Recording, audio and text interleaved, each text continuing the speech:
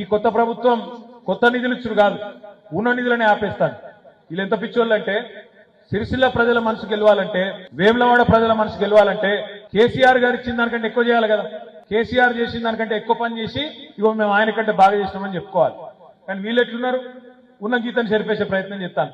నేను అధికారంలో ఉండగా చివరి 6 నెలల్లో మన మున్సిపల్ చైర్మన్ గారి విజ్ఞప్తి మేరకు సిరిసిల్ల పట్టణానికి ప్రత్యేకంగా, ఎందుకంటే మున్సిపల్ మంత్రిగా నేనే ఉన్నా కాబట్టి, ఒక 40 కోట్లు మంజూరు చేసిన. ఆఖరిలో చిన్న చిన్న పనులుంటే వాటిలల్లా దెబ్బదెబ్బన చేద్దామని చెప్పి మంజూరు చేసిన.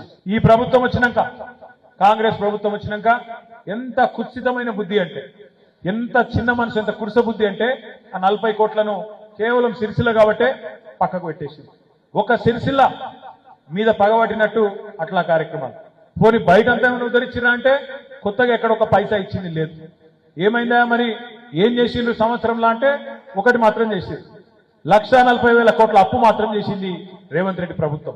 1,40,000 కోట్ల అప్పు చేసిండు.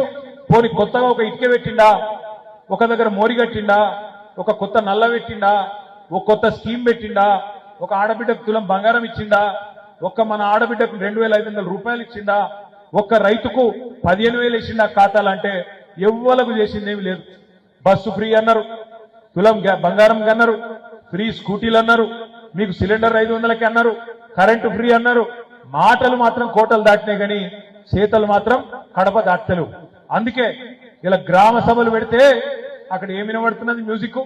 కాంగ్రెస్ వాళ్ళను ఎక్కడన్నా దొరికితే తనటట్టే ఉన్నారు. గసంటి పరిస్థితి తీయాలి.